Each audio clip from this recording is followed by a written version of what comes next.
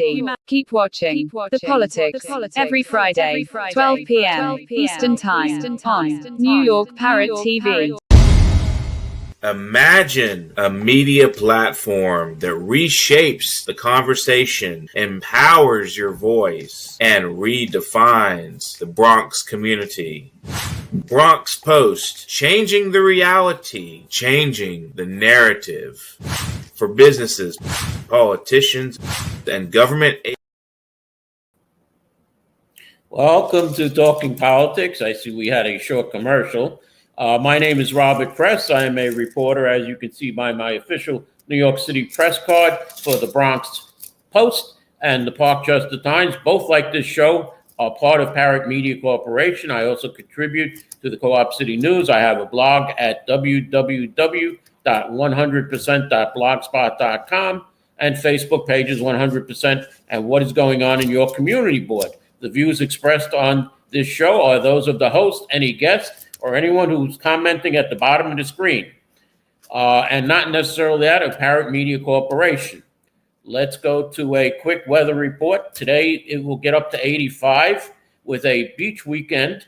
Last Saturday, 85, 86 on Sunday, and 90 on Monday, with Tuesday and Wednesday that could turn into a heat wave if it continues through Thursday.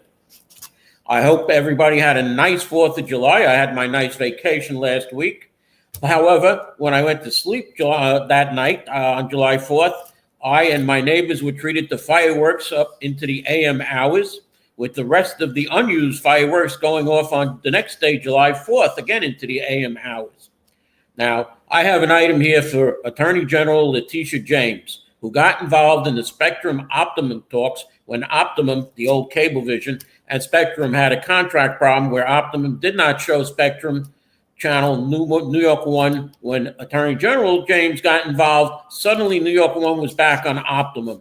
Well, Attorney General James, Tuesday, July 1st, I turned on my TV to New York Channel 1 because I unfortunately have Optimum, and to watch one of my favorite shows, Inside City Hall with Earl Lewis, but I saw a blank screen or a blue screen with the wording New York One is no longer available on Optimum TV for 24-hour access to local breaking news, traffic, weather, sports, and more. Watch News 12. Well, if I wanted to watch News 12, I would tune into that channel.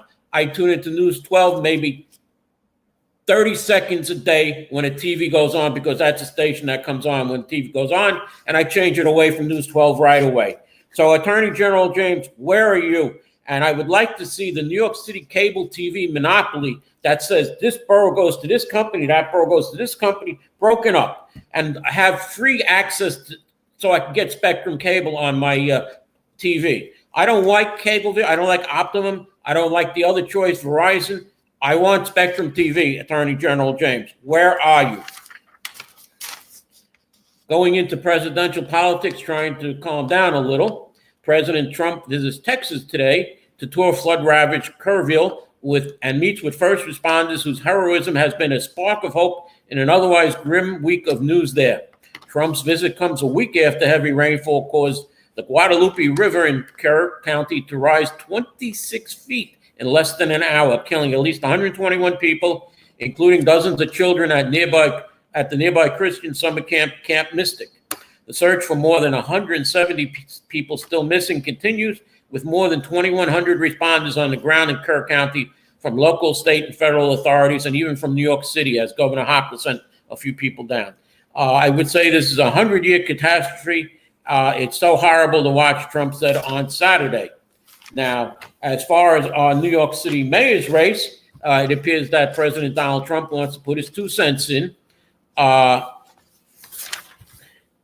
His threat of a federal takeover of New York City if Zohan Madami becomes mayor was shocking. A federal overreach in an effort to self-governance through fair democratic elections. If a communist gets elected to run New York, it can never be the same.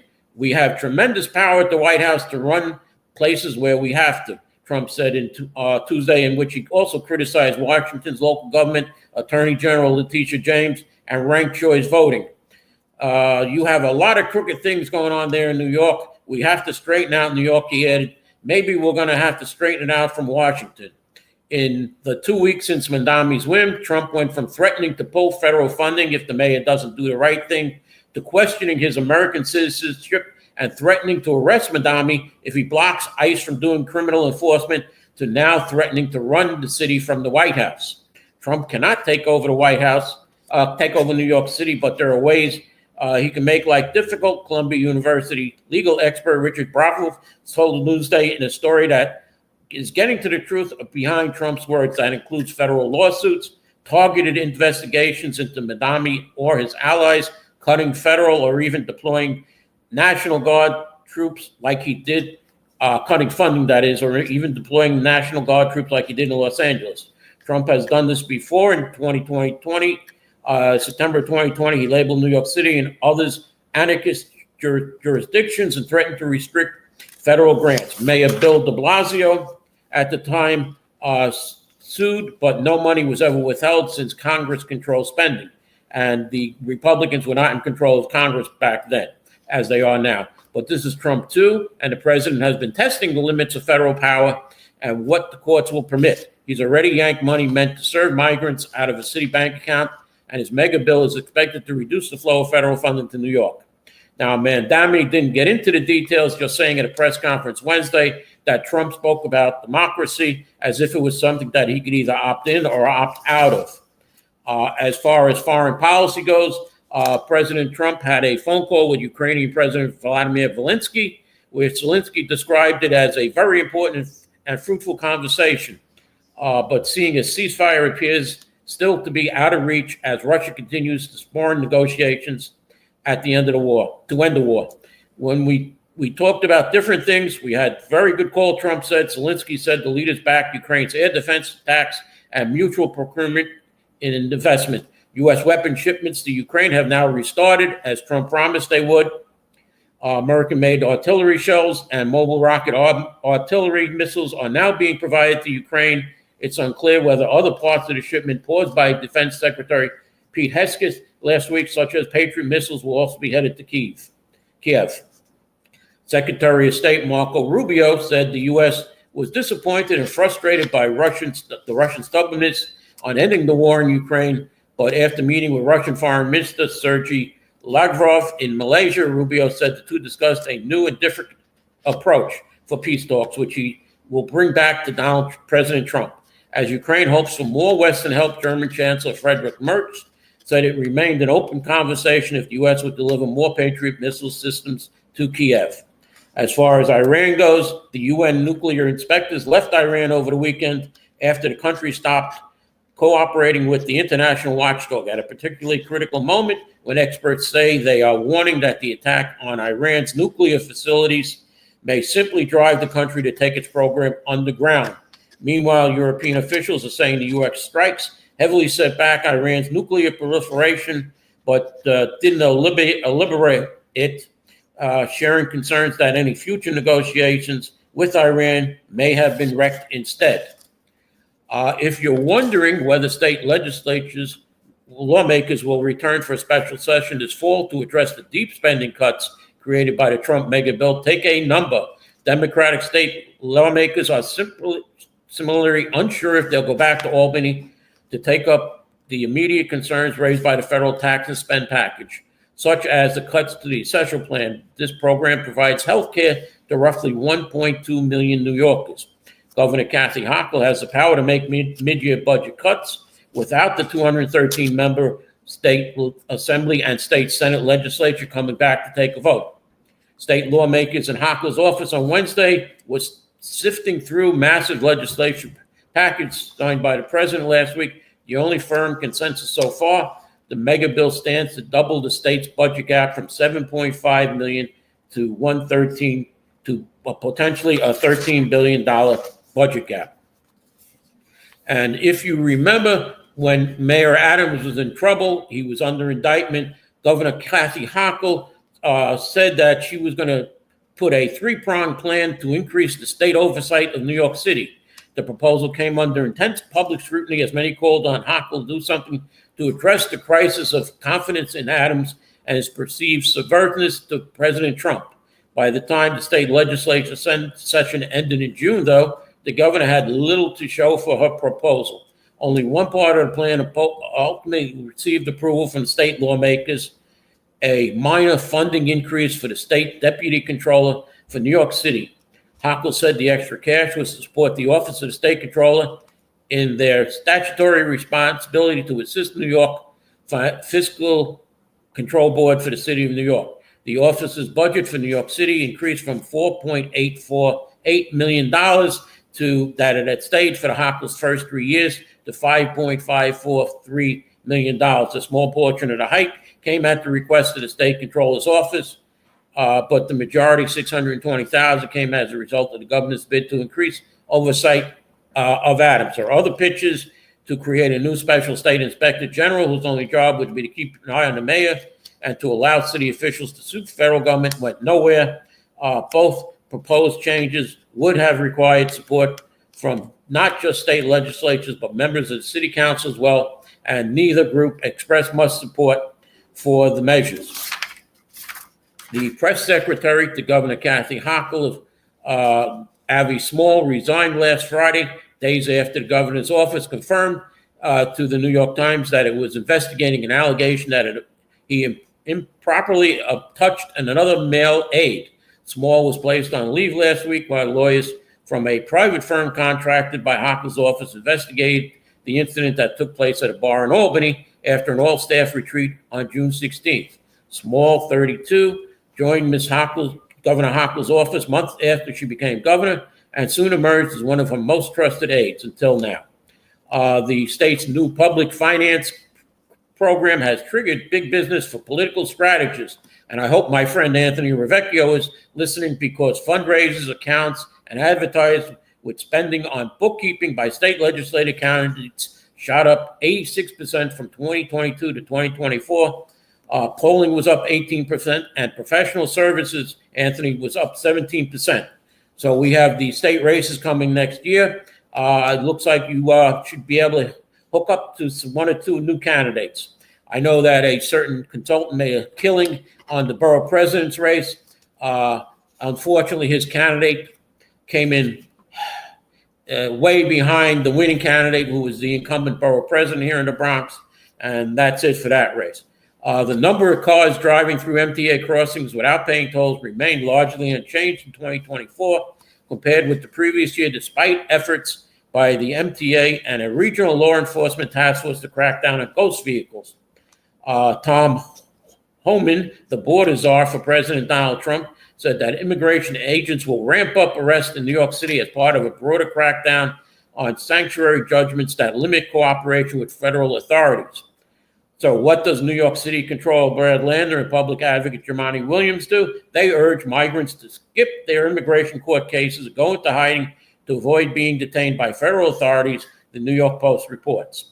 And as temperatures soar, the populations of Rikers Island is up to 7,645 people, driven in part by the strike at the state prisons by corrections officers earlier this year.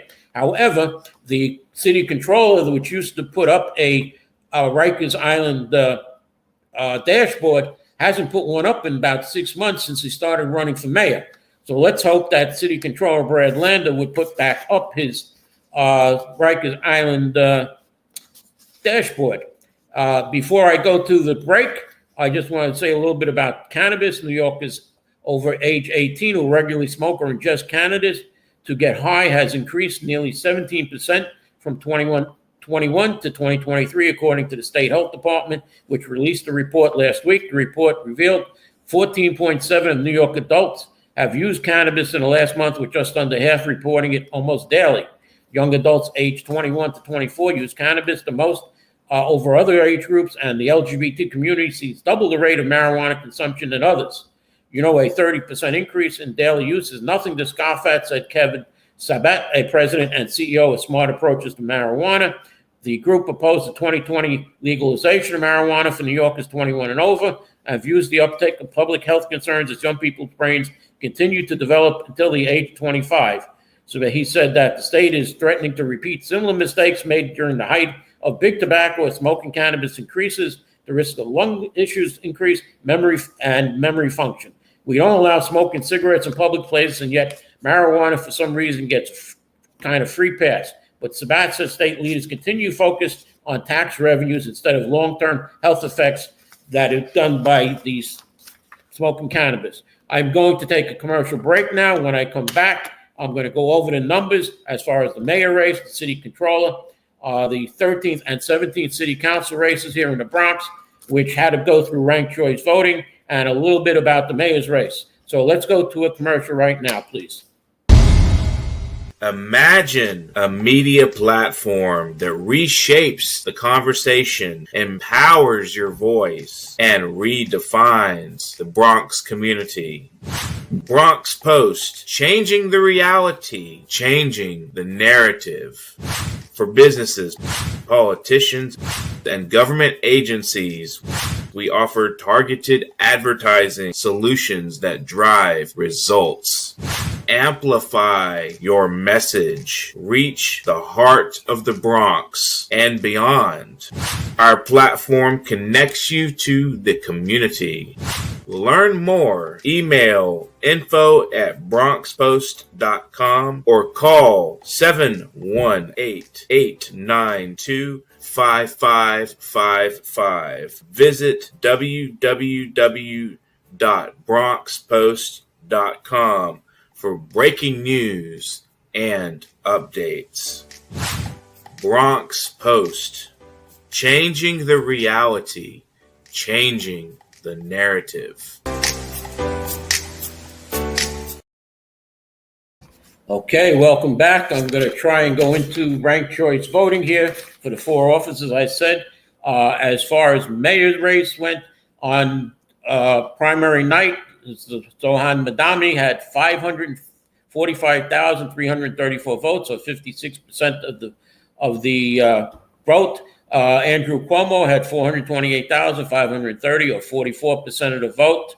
All others had no chance of winning, and the updated, when they counted all the affidavit ballots, and the official count is 565,639, or 56.2% for Madami, with 440,655, or 43.8% for Cuomo.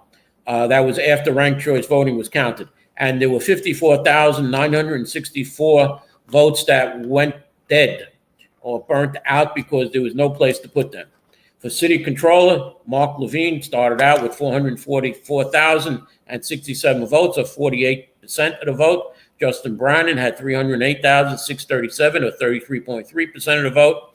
After ranked choice voting, Mark Levine came out with 507,699 votes, or 58.6%, while Justin Brannon wound up with 358,774, or 41.4%, with 90,356 votes that were not allowed because they were burnt. They had no other candidate on them. Let's go to the 17th council race. Justin Sanchez on primary night had 3,570 votes, or 40.2%. Anderson Ortiz was in second place with 2,225 votes, or 25%. After ranked choice voting, Justin Sanchez wound up with 4,532 votes, or 62.1%. And Anderson Ortiz came in with 2,767 votes, or 37.9%, with 1,971 votes that were exhausted. In the 13th city council race, Shirley Aldebol started with 3,193 votes, or 29.6% of the vote on primary night, with second place Jacqueline Torres coming in with 2,263 votes, or 20.9%. The others were Diaz, who came in on primary night with David Diaz, that is 2,046 votes, or 18.9%. John Perez, surprisingly, who came in with 1,437 votes, or 13.3%. Joel Rivera with 1,126 votes, 10.4%. Theona Reitz DuPont with 650 votes at 6%, and 87 write-ins with just under 1%.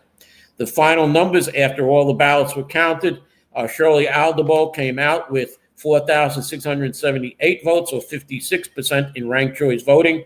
Jacqueline Torres, 3,674 votes, or 44%, with 3,037 votes, 3,032 votes exhausted, meaning that they were not dropped down to anybody. And what's interesting about this race, Shirley Aldwell and David Diaz were running in as a tag team, 1 and 2.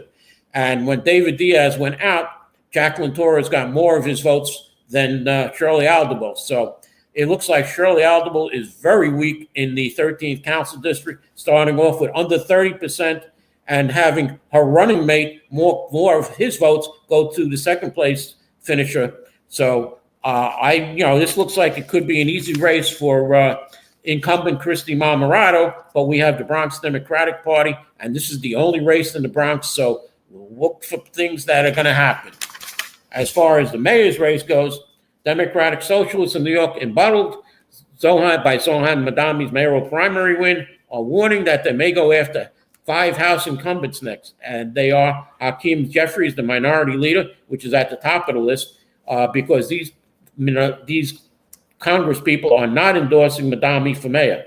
His allies noted that challenges include, besides Jeffrey, are Congressman Richie Torres, Dan Goldman, Yvette Clark, and it appears that Jerry Nadler, who was on the list, is now endorsing Zohan Madami. Jasmine Gripper, the co-chair of the local Working Families Party, which has been eagerly re-energized by Madami's win after years of flag, and also suggested that some lawmakers could be newly vulnerable to primary challenges. The members of Congress themselves and close advisors say they all have community ties, political operations, and resources to fend off whatever may come their way. There is talk that State Senator Gustavo Rivera could be challenging Richie Torres in next year, but I don't believe that. I would believe that Congressman Richie Torres has well enough to beat off a challenge from State Senator Gustavo Rivera. Power broker and Manhattan Bronx Congressman Adriano Espaillat endorsed Zohan Madami for mayor yesterday with a rally at the picturesque United Palace Theater in Upper Manhattan. The duo was all smiles at the bilingual event that gathered dozens of Latino officials and residents. Espaillat had endorsed Andrew Cuomo in the primary election and Mayor Eric Adams in 2021. That's good. You keep switching, Adriano.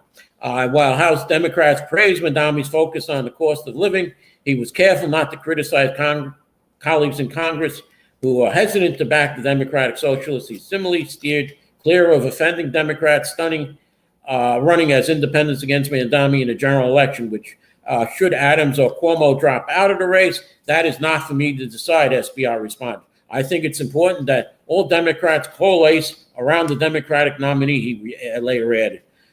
I never speak ill of Mayor Adams or any current Democrat because I have a good working relationship with all of them. Espaillat, the chair of the Hispanic Caucus, said he talked Wednesday with the House Minority Leader Hakeem Jeffries and Thursday with Governor Kathy Hochul about Madami. Neither has endorsed the Queens Assemblyman who stood with Espaillat at the rally to stress the need for the Democrats to retake the House majority.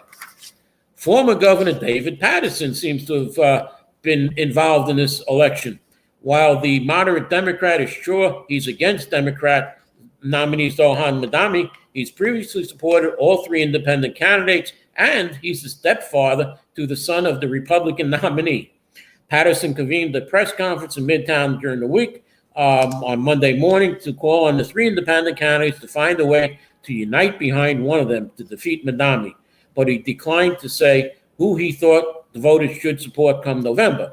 He called on city leaders in business, education, and political space to help put together a search to assess which candidate is best positioned to win the general election and to govern the city. Paterson's been all over the place with the 2025 mayoral candidates. The last election cycle in 2021, Paterson endorsed Eric Adams for mayor and continued to support the mayor throughout his tenure when many elected officials called for Adams to step down because of his federal indictment. Paterson repeatedly said that Adams had a right to defend himself, that the allegations were unsubstantiated, and helped raise money for Adams' legal defense fund after the federal investigation went public towards the end of 2023. In 2025, the Democratic primary, Paterson endorsed former Governor Andrew Cuomo. Now, as Madami's opponents scramble to identify which way to stop the 33-year-old Democratic Socialist from winning the general election, Patterson is in the middle. Republican nominee Curtis Sliwa is his stepson. So will he go with the Republican? Now, Democrats Walden, Adams, and Cuomo are positioned to run as independent candidates, and nobody seems keen to drop out. All are swiping at one another as the clock is ticking. I think this is a good position for Curtis Sliwa with 4 Democrats running against him. And after the New York Democratic mayoral nominee Zohan Madami faced the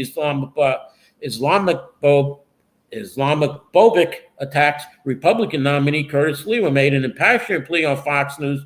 Do not attack his religion, Curtis Sliwa said. There are 1 million Muslims in New York City who can vote, many of them with conservative values. You can criticize him as being a communist, a socialist, anti-Semite, but leave his religion alone. When Mayor Eric Adams and Andrew Cuomo's campaign seized at Madami for checking the African-American box on a college admission, Sliwa called the scandal laughable. We are making him a martyr. We're victimizing Zohan and getting away from the issues of why the election should be, why he would be a threat to New York City. And while Adams, Cuomo, and Walden, all running as independents, attack each other to try and get to drop out of general election, Sliwa is sitting comfortably on the Republican line. It's fine. They all can run. They've got the 3 independents. They're 3, and if they want to play musical chairs on the Titanic, go ahead, he told Playboy.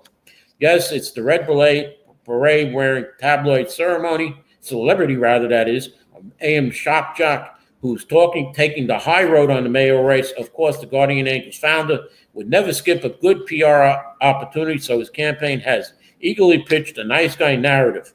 Curtis Sliwa stays above the fray in the New York City mayoral race.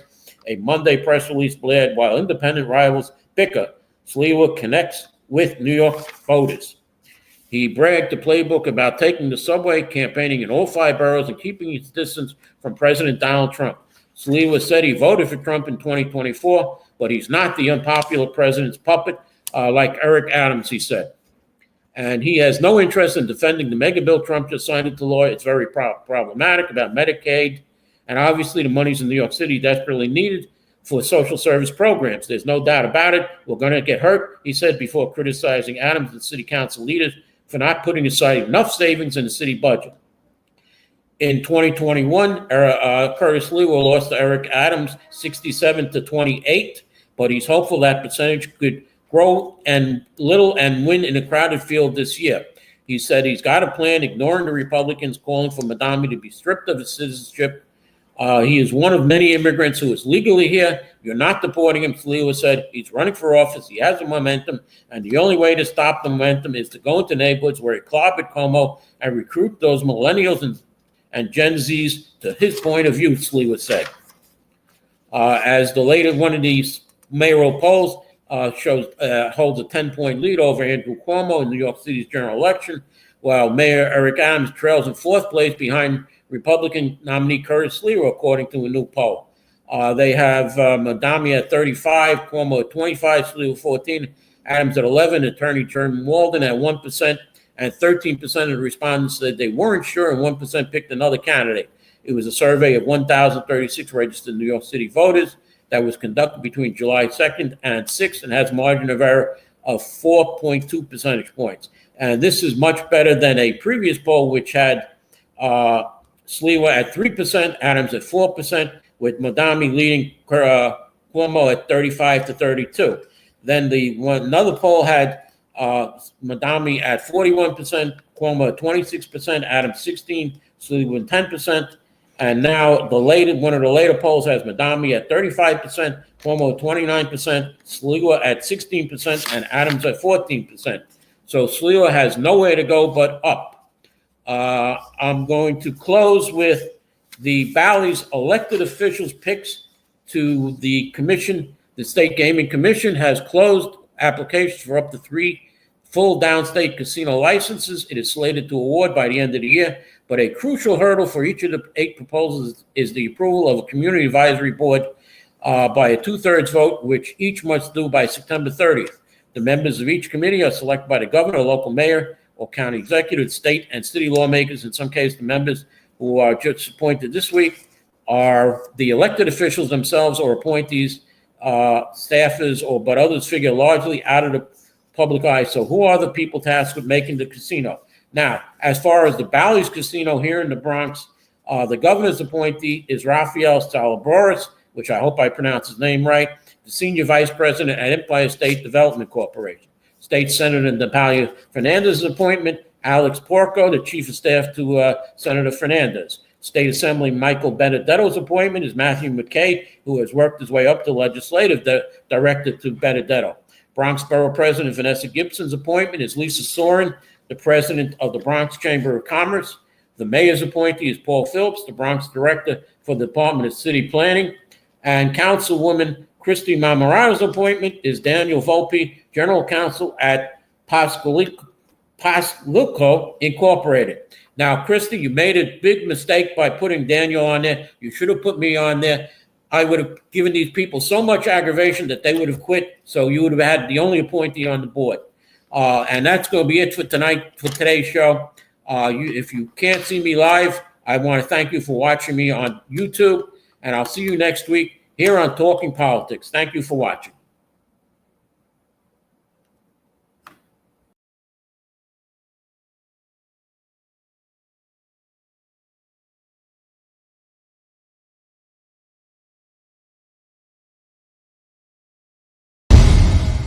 Imagine a media platform that reshapes the conversation, empowers your voice, and redefines the Bronx community.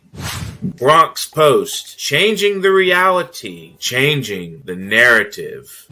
For businesses, politicians, and government agencies, we offer targeted advertising solutions that drive results. Amplify your message. Reach the heart of the Bronx and beyond. Our platform connects you to the community. Learn more. Email info@bronxpost.com or call 718-892-5555. Visit www.bronxpost.com for breaking news and updates. Bronx Post, changing the reality, changing the narrative.